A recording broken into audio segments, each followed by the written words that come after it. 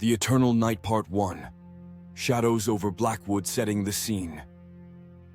The story begins in Blackwood, a small, fog-shrouded town nestled in a mountain valley where a strange illness has gripped the community. People are feeling inexplicably tired, becoming weaker each night, and a sense of dread hangs in the air.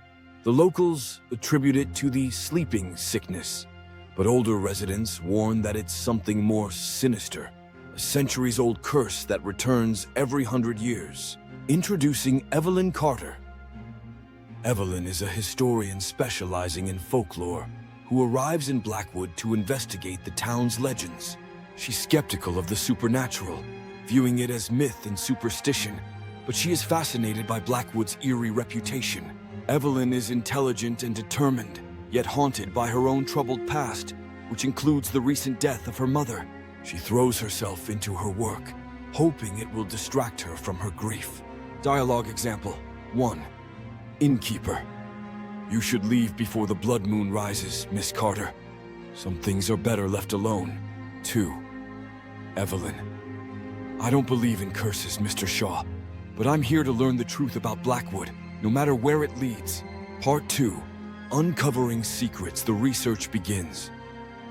Evelyn starts her research by examining old town records, meeting elderly locals, and piecing together fragments of Blackwood's dark past. She discovers records of a wealthy aristocratic family, the Dravens, who once lived in a large, crumbling mansion on the outskirts. The family vanished without a trace one night, but rumors of Lord Draven being a vampire persist. The dream sequence. As Evelyn digs deeper, she begins having vivid, terrifying dreams of walking through endless halls drenched in shadows. In these dreams, she feels an unseen presence watching her, calling to her by name. She awakens each night, drenched in sweat, but oddly drawn to continue her investigation. Dialogue example. Evelyn, in a journal entry. Each night, I feel closer to the truth, and to the presence haunting my dreams. Who or what is calling to me? Part 3. A haunting encounter finding the mansion. Following the clues, Evelyn ventures to the Draven mansion, now overgrown with ivy and shrouded in darkness.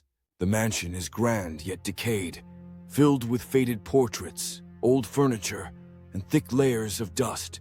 As she explores, she senses movement out of the corner of her eye, a flicker of a shadow, or a glimpse of a figure watching her.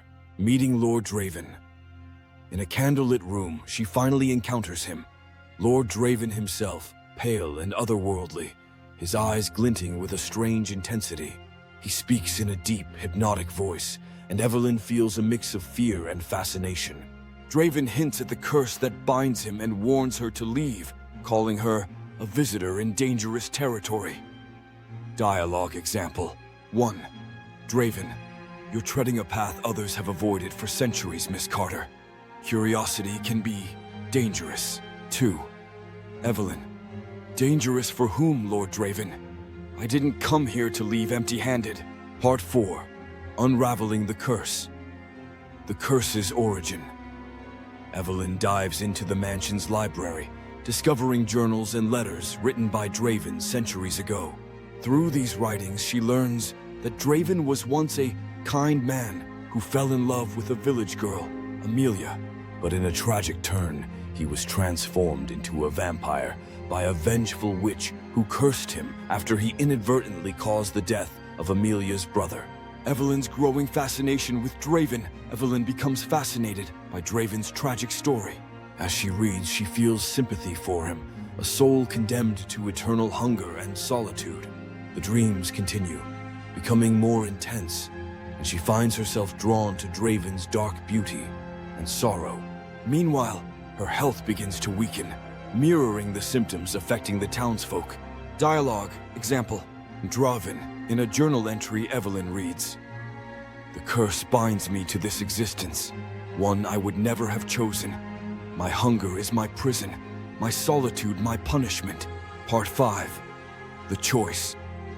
The blood moon approaches.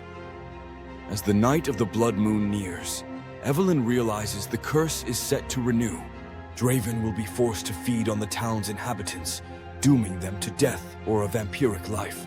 However, Evelyn also uncovers a way to end the curse, a ritual requiring a willing soul to sacrifice their life.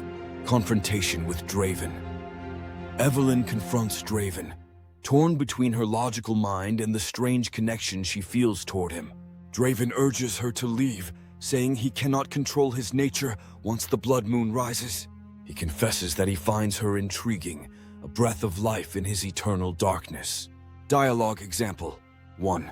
Draven, leave now, before the blood moon binds me to my hunger. I won't be able to stop myself. 2. Evelyn, I can't leave. Not when there's a chance to end this, to save you and the town. Part 6. The Sacrifice. The blood moon rises. Evelyn returns to the mansion on the night of the blood moon, prepared to face Draven and offer her life to break his curse. The air is thick with energy, and Draven's eyes glow with a fierce hunger. He struggles to resist her, but the curse urges him to take her blood. The final farewell. In a heartbreaking moment, Evelyn and Draven exchange words, both understanding that her sacrifice is the only way to free him.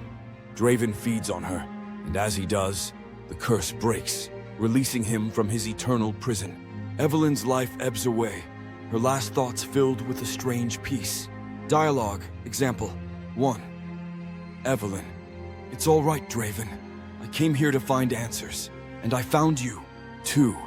Draven, your life is worth more than my freedom, but if this is your choice, I'll cherish it. Part 7. Peace for Blackwood. The town wakes. As dawn breaks, the townsfolk find themselves free from the mysterious illness.